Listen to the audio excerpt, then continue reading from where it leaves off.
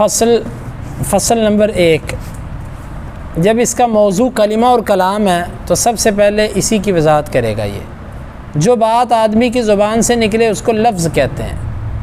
لفظ کا لفظی معنی ہوتا ہے پھینکنا۔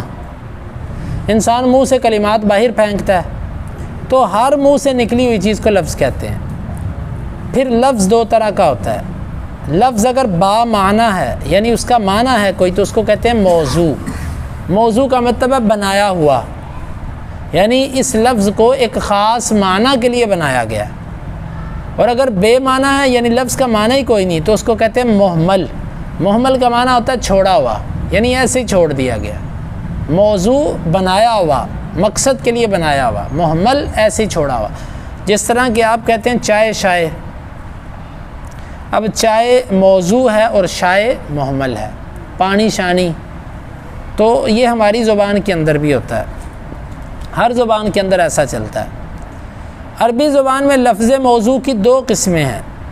جو لفظ موضوع ہوتا ہے نا، اس کی دو قسمیں ہیں، کیونکہ محمل پر تو بات ہم نہیں کریں گے کیونکہ اس کا فائدہ ہی نہیں ہے۔ محمل پر بات کرنے کا اس کا جب معنی ہی کوئی نہیں ہے تو فائدہ نہیں ہے۔ تو جس کا معنی ہوتا ہے اس کی دو قسمیں، مفرد اور مرکب۔ یا وہ مفرد ہوگا یا وہ مرکب ہوگا جس کا معنی۔ مفرد کیا ہوتا ہے؟ اس اکیلے لفظ کو کہتے ہیں جو ایک معنی بتائے۔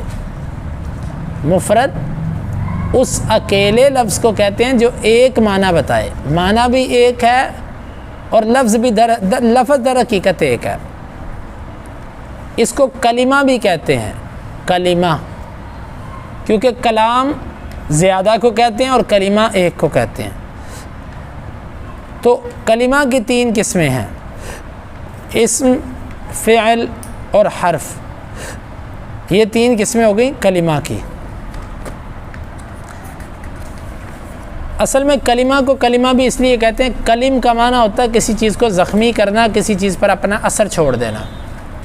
تو جو کلمات ہوتے ہیں نا، یہ بھی کسی کے اوپر اثر کرتے ہیں۔ جیسے میں جو کلمات بول رہا ہوں یہ آپ کے اوپر اثر کر رہے ہیں، یا آپ کسی کو کہتے ہو پانی لے کر آؤ، اس کے اوپر اثر یہ ہوا کہ وہ وہاں سے اٹھا اور پانی لینے چلا گیا۔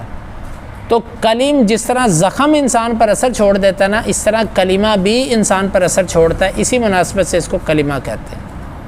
تو کلمہ کی تین قسمیں ہیں، اسم، فعل اور حرف۔ آج ہم پہلی پڑھیں گے اسم۔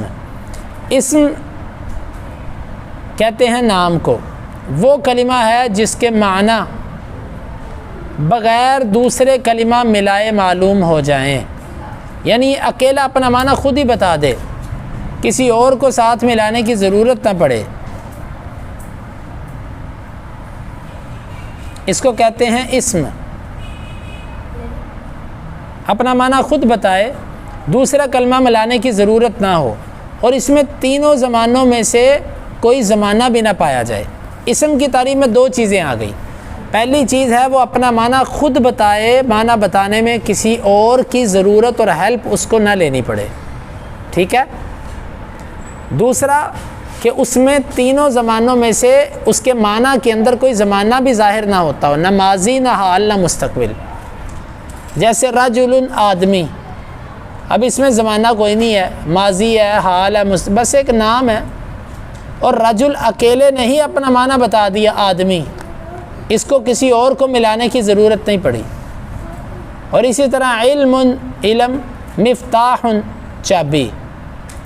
تو آگے اسم کی پھر تین قسمیں ہیں، جامد، مصدر اور مشتق۔ اس کو انشاءاللہ ہم کل پڑھیں گے، ٹھیک ہے جی۔